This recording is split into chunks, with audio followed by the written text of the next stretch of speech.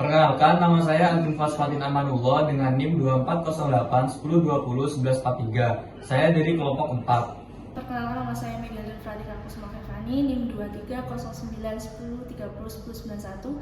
Saya berasal dari Fakultas Ilmu Sosial dan Ilmu Politik. Saya dari kelompok 4. Perkenalkan, nama saya Yunika Wulandari dengan NIM 230910301059 dari Fakultas Ilmu Sosial dan Ilmu Politik dari kelompok 4. Perkenalkan, nama saya Ainunisa dengan NIM 230910301054. Saya berasal dari Fakultas Ilmu Sosial dan Ilmu Politik. Saya dari kelompok 4.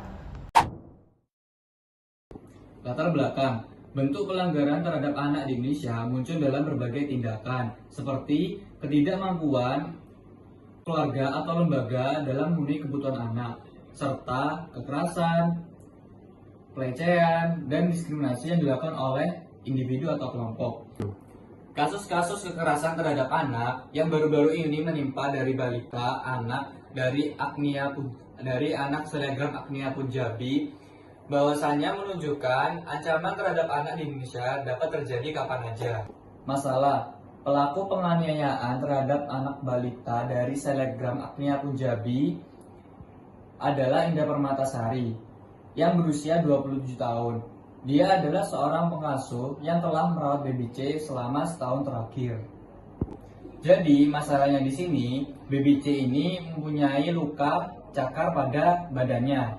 Lalu pengasuhnya ini ingin mengobati baby C dengan cara mengolesi obat pada tubuhnya. Namun, baby C ini menolak dan dia mengalami kekerasan fisik oleh pengasuhnya. Lalu, pengasuhnya melakukan kekerasan kepada baby C dengan cara memukulnya, menindih, dan memukulnya lagi menggunakan buku tebal yang menyebabkan baby C mendapatkan mata bengkak di sebelah kiri, luka gores di kedua telinga, serta memar di kening. Awalnya pengasuh ini memberikan alasan kepada majikannya bahwasanya dia ini terjadi cedera karena terjatuh. Namun ayahnya ini mendapati bukti fisik bahwasanya pengasuhnya ini melakukan kekerasan kepada baby C melalui CCTV. Berikutnya adalah sudut pandang. Berdasarkan jurnal atau artikel berita yang telah kami pelajari atau baca, terdapat beberapa sudut pandang. Yang pertama adalah sudut pandang dari ayah korban. Jadi si ayah korban ini mendapati anaknya baby C mengalami cedera akibat terjatuh. Kemudian ia memeriksa rekaman CCTV kamar anaknya dan kemudian terkejut melihat anaknya sedang dianiaya habis-habisan oleh pengasuh baby C. Kemudian karena kejadian tersebut ayahnya melaporkan kepada pihak yang berwajib. Yang kedua adalah sudut pandang dari polisi. Setelah mendapati laporan dari ayah korban, kemudian polisi melakukan pengecekan ke tempat kejadian atau rumah korban. Kemudian polisi mendapati 4 orang saksi dari kejadian ini. Berikutnya adalah hasilnya, ia mendapati satu tersangka utama yaitu Indah Permatasari. Yang ketiga adalah sudut pandang orang di rumah tersebut. Tidak dijelaskan secara spesifik keadaan orang yang di rumah tersebut. Pada waktu itu sang orang tua korban berada di luar kota, sedangkan orang-orang selain orang tuanya pada saat itu sedang melakukan sahur. Kemudian yang keempat, sudut pandang tersangka. Jadi si baby sister ini mengakui bahwasannya ia mendapati penolakan dari korban karena si korban tidak mau diobati. Akibatnya mungkin sang baby sister marah karena mendapati penolakan tersebut.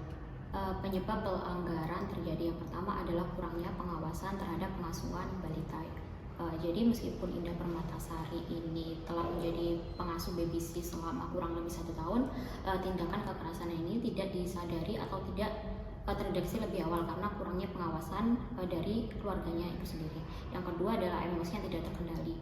Seperti yang saya bicarakan di atas tadi, pelaku ini diduga kesal karena balita atau baby C ini melakukan penolakan terhadap hal yang dilakukan oleh si pengasuh atau babysitternya ini. Kemungkinan juga adanya gangguan psikologis dari diri pelaku atau pengasuhnya ini yang membuatnya lebih mudah tersulut emosi sehingga melakukan kekerasan. Hak siapa yang dilanggar? Yang pertama, hak atas kehidupan, bertumbuh, dan berkembangnya baby C secara layak. Yang kedua, hak anak akan perlindungan dari segala bentuk kekerasan, penganiayaan, dan perlakuan kejam, tidak manusiawi atau merendahkan martabatnya. Yang ketiga, hak anak akan perlakuan yang sesuai dengan harkat dan martabat anak sebagai manusia. Setiap anak memiliki hak untuk dihormati dan diperlakukan dengan cara yang baik. Bentuk-bentuk pelanggaran yang dilakukan oleh tersangka yaitu yang pertama penganiayaan, yang kedua kekerasan fisik, yang ketiga pemukulan, yang keempat penyiksaan, yang kelima pelanggaran hak asasi anak, yang keenam pelanggaran pidana. Penanggulangan untuk kasus serupa yang pertama adalah pemberian sanksi hukum sesuai UU Perlindungan Anak dan KUHP bagi pelaku kekerasan untuk menegakkan prinsip keadilan sosial. Lalu yang kedua, rehabilitasi dan pemulihan korban, baik secara fisik maupun psikisnya, agar tumbuh secara sehat sesuai nilai kemanusiaan.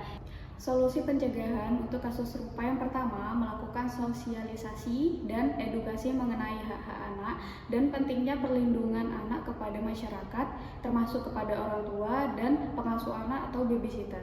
Lalu yang kedua, menerapkan sistem verifikasi latar belakang calon pengasuh anak atau babysitter seperti cek riwayat kriminal dan referensi. Lalu yang ketiga, meningkatkan pengawasan anak bagi orang tua.